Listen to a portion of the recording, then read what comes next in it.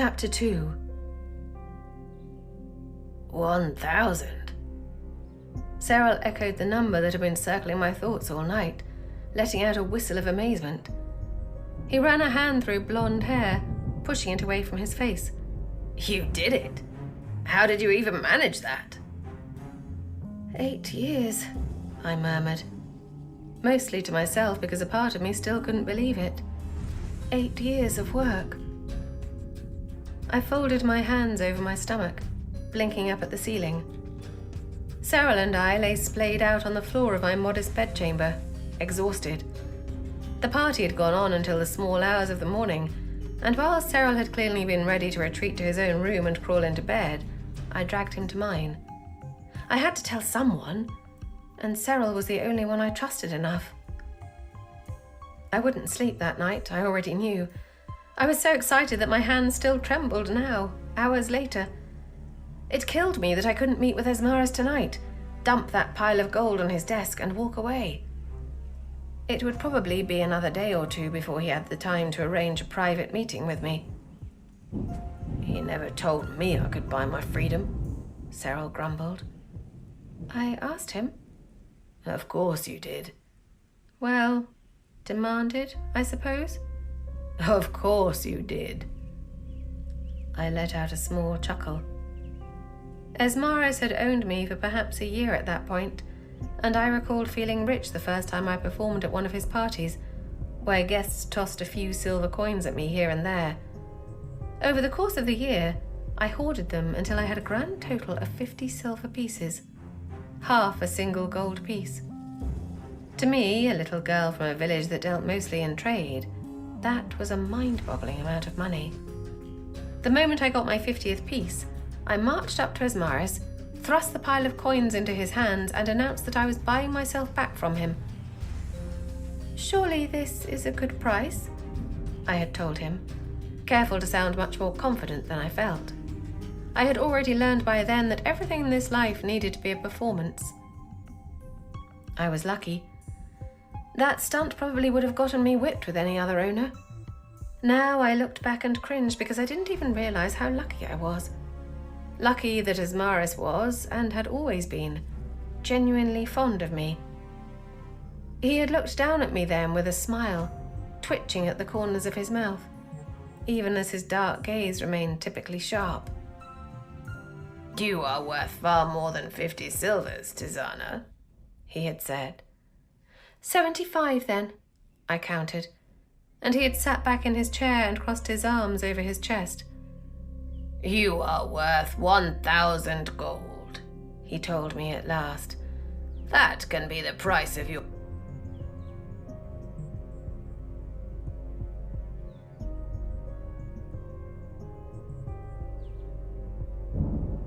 freedom. At the time, I couldn't even comprehend that kind of wealth. Even all these years later, that was still a struggle, even now that I physically had it in my possession. I watched the slave trade closely in the years since. I now knew that 1,000 gold was actually grossly overvalued for what I was. I had seen real Valtane, with uninterrupted albino skin and pure silver hair, go for 900. No matter how hard I worked at my magic or my dances, I was still fragmented. That one green eye and splotches of golden skin reduced my value significantly. But I wanted my freedom more than anything. And if Esmaris wanted 1,000 for that, well then, I would just have to make it happen. And I did. Somehow I did. He was handsome, Sarl mused. That guest. You should have found him afterwards and thanked him. He caught my eye and grinned, winking. I scoffed. That was all for show.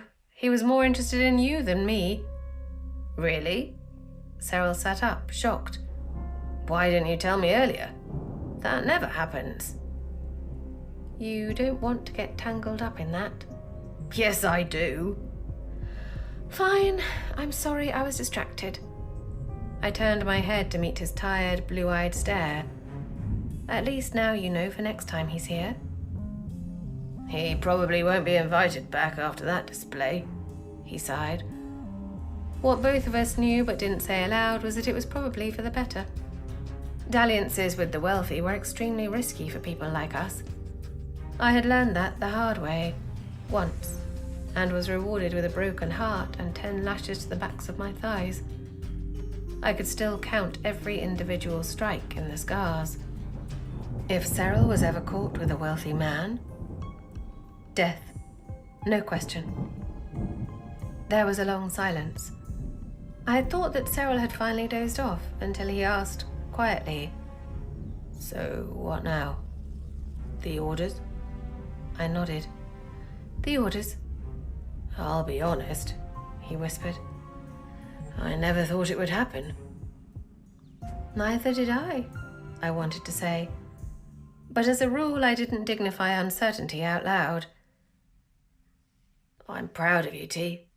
If anyone deserves it." "You deserve it. All of us deserve it." Deserve. I hated that word, even though I had spent so much of my life clinging to it. "We'll get there."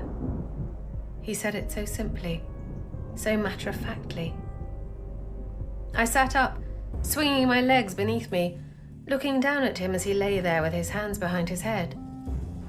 It was always so easy for him to assume the best in people, in life. At first I had thought it was a mask he slipped on, the way I slipped into my flirty dances and practiced my confidence until it was a begrudging part of me. But soon I learned that he really meant it, really believed it, even though his story was just as bloody as mine. I had recognized that kindness in him the very first time I saw him. I had travelled with Esmaris on a short business trip to a neighbouring city, and I had sat behind him and watched as rows of slaves were marched through the marketplace. It was awful. The pain and terror in the air were unbearable, tearing through my head and my muscles as if I was experiencing the worst day in the lives of dozens of people all at once. And on top of that, vividly reliving mine too. But even through that tangle of emotions, Sarl had caught my eye. He had stopped to comfort a young girl beside him, younger than I was when I stood in her place.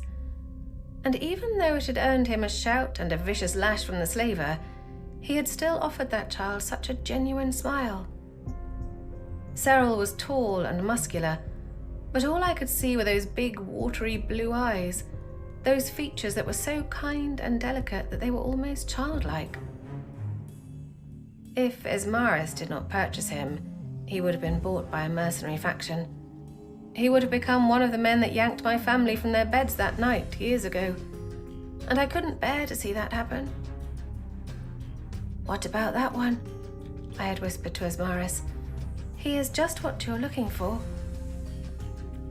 If Esmaris had given thought to why I had such an interest in this one handsome young man, or had any assumptions about why that might be the case, he didn't show it.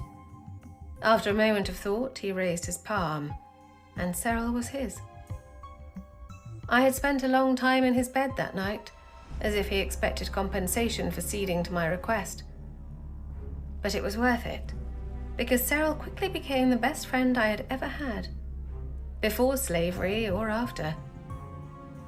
Now I watched my friend with a lump rising in my throat, suddenly emotional for reasons I couldn't explain. For a moment, the idea of giving him my money, buying his freedom, crossed my mind. He was better than I was, deserved it more. "I'll come back, you know," I murmured. "For all of you. I'll have connections. I'll have resources." He reached up and patted my knee, as if he understood the guilt churning through my stomach. "I know you will." Eventually, poor Sarl couldn't take it anymore and wandered back to his own room to get some much-needed sleep, leaving me alone in mine. I was exhausted, but I knew there was no use even trying to rest. Instead, I paced. This was a slightly dizzying endeavor, considering that my room was only barely larger than my bed. Still, it was clean and well kept, with nice furniture and a few decorations. Esmaris sometimes bought me little gifts from his travels, which lined the shelves around my room, but my most treasured possessions were the ones that came from Ara. Ara, a little island thousands of miles away, primarily known as the home of the Twin Orders, the Order of Midnight and the Order of Daybreak. Ara, the place I would be going the minute I purchased my freedom. That thought, or the pacing, or exhaustion, or all three, began to make me nauseous. I dropped to the floor, yanking a worn wooden box from the bottom of my bookshelf. In it were some pieces of junk, a stone from Ara's beaches, a few pieces of paper with circular markings scribbled on them, and several books. I pulled out the one with the plain blue cover, unmarked other than the silver moon and gold sun insignias foiled on the front. The symbols of the orders. I threw it open and flipped through its pages. My fingertips traced over the pictures, the raised ink, the still unfamiliar writing, as I practiced my Aran beneath my breath. I paused at one sprawling illustration that covered a set of facing pages, a drawing of founders of the Order of Midnight and the Order of Daybreak. Razira and Arak Shalain. Blues and purples swirled around Razira, framing her white hair against a moon silhouette, while fire encircled Arak. Their palms touched across the seam of the binding. Razira represented the Valtane, magic wielders with albino skin and white hair, who comprised the Order of Midnight, and Arak represented the Solari, non-Voltane magic wielders, who comprised the Order of Daybreak. Their magic complemented each other even as it contradicted, like two sides of the same coin. The book, along with all of my trinkets from Ara, had been a gift from Zareth Aldris. He was a traveller from Ara and a high-ranking member of the Orders who would stay at Asmaris' estate as a guest for a few days at a time. I was immediately fascinated by him.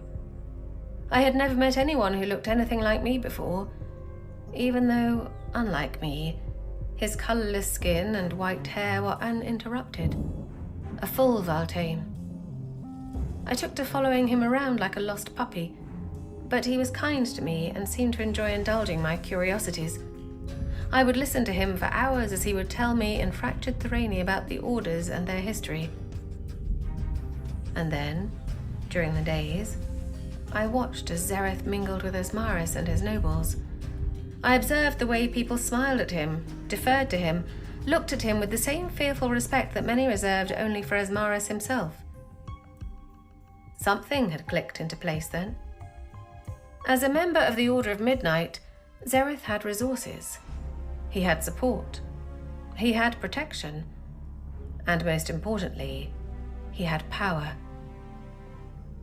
Everything I needed to make my survival worth what it cost my family. Everything I needed to become something. Could I become a member of the Orders? I had asked Zareth later, eyeing my hands and the splotches of sand-coloured skin that crawled across two of my fingers. Certainly, he replied, giving me a dazzling smile that made my 14-year-old self melt. Fragmented or no, you are still a Valtane. Well, that was all the encouragement I needed. I threw myself into it from that day on. I researched the Orders obsessively. I practiced Aran in whispers at night, teaching myself what I could of their strange, frustrating language. Zareth would visit several other times over the years, and with each return he would bring me little gifts from the Orders and put up with my incessant questions. He had promised me that if I made it to Ara, he would introduce me to the Orders. I hoped he was ready to make good on that promise. A shiver ran through my body, and I looked down to see that my hands were trembling around the yellow pages. No sleep tonight. That was for sure. Instead, I stayed awake until the beginnings of dawn seeped through my curtains. I read every book Zareth had given me, cover to cover. I practiced every Aran phrase I knew, and repeated ones I didn't until they sounded secure on my tongue. I filled my brain with plans until there was no room left for fear or uncertainty. Hours, only hours remained, before everything I knew would change. I hoped they were ready for me. I hoped I was ready for them.